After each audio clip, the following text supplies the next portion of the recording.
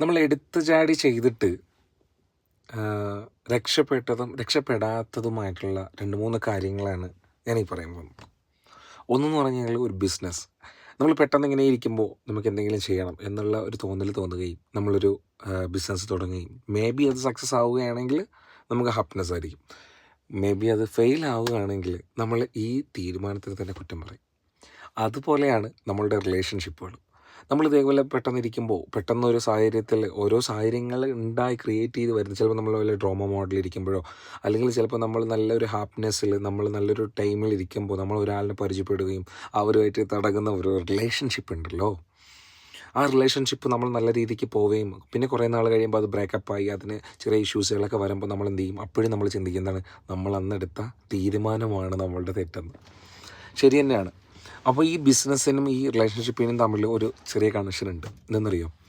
ഇതിന് രണ്ടിനും വേണ്ടിയിട്ട് നമ്മൾ എന്ത് ചെയ്യും? അപ്പോൾ ഒരു സൈഡിൽ നിൽക്കുന്ന ഒരാളുടെ കാര്യമാണ് പറയുന്നത്. ഇത് രണ്ടിനും വേണ്ടിയിട്ട് നമ്മൾ എന്ത് ചെയ്യും? നല്ല ഹാർഡ് വർക്ക് ചെയ്യും. അപ്പോൾ നല്ല ഹാർഡ് വർക്ക് ചെയ്തിട്ട് നമ്മളിലുള്ളത് ഇപ്പോൾ സ്വത്തുക്കളായിക്കോട്ടെ, അപ്പോൾ അത് ഞാൻ ഒരു ഫിനാൻഷ്യൽ ഇതല്ല പറയുന്നത്. എന്നാലും നമ്മൾ ഇതിനെ ആത്മാർത്ഥമായിട്ട് നമ്മൾ എന്ത് ചെയ്യും?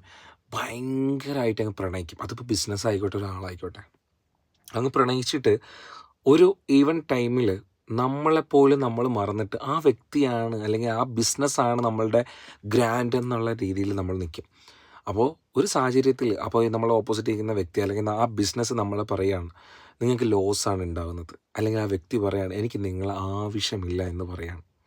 അപ്പോൾ ആ വ്യക്തിത്വത്തിൻ്റെ രീതിയിൽ നമ്മൾ പറയുകയാണെങ്കിൽ ഒന്ന് ആലോചിച്ച് വയ്ക്കുക. പെട്ടെന്നൊരു നിമിഷം